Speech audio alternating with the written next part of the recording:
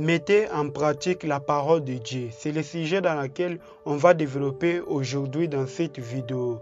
On va lire ensemble Jacques 1 à 22 et puis Psaume 119 à 105.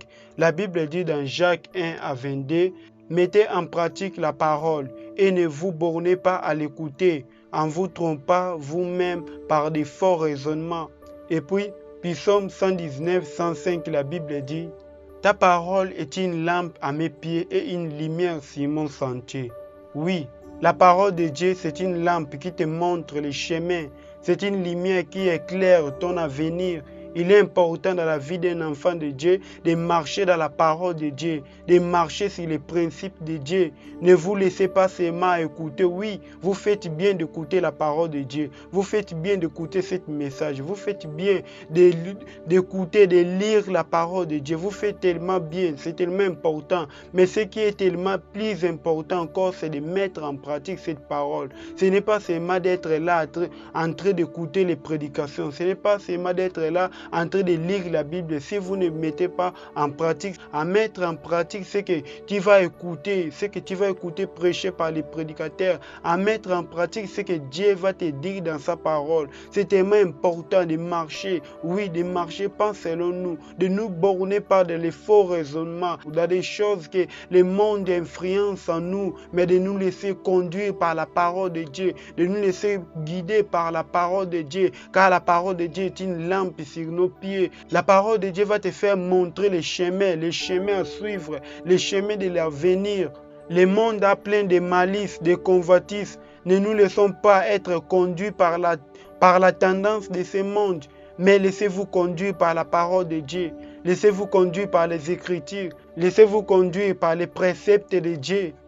Laisse-toi conduire par le Saint-Esprit. Laisse-toi conduire par le Saint-Esprit. Quand vous écoutez des prédications à l'église, quand vous écoutez les hommes de Dieu prêchent, oui, ne laissez pas cette parole-là en l'air. Ne dites pas Amen, mais mettez-la en pratique. Mettez-la en pratique. Fais que cette parole-là devienne vie dans ta vie. C'est pourquoi dans Josué 1, 8, la Bible dit que ce livre de la loi ne s'éloigne point de ta bouche. Médite-les jour et nuit pour agir fidèlement selon tout ce qui est écrit.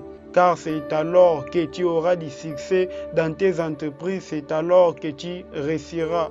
Oui, la parole de Dieu qui va faire réussir tous tes projets à venir. Il faut les déclarer, il faut que la parole de Dieu devienne vie dans votre bouche.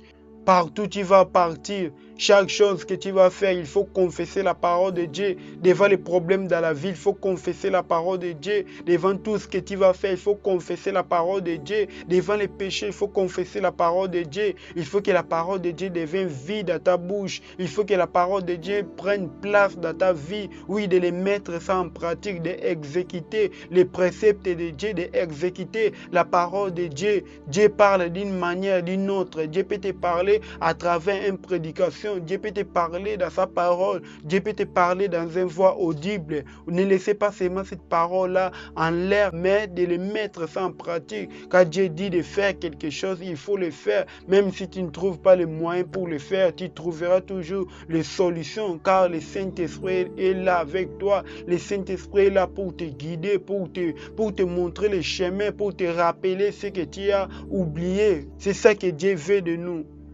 Pour conclure, Dieu nous veut dans sa présence. Dans sa présence, il nous parle, il nous console, il nous inspire sa volonté, il nous inspire sa pensée. Mais Dieu ne veut pas seulement que nous soyons là pour écouter, mais de mettre en pratique ce qu'il nous dit de faire, de mettre en pratique tout ce que nous avons reçu de lui.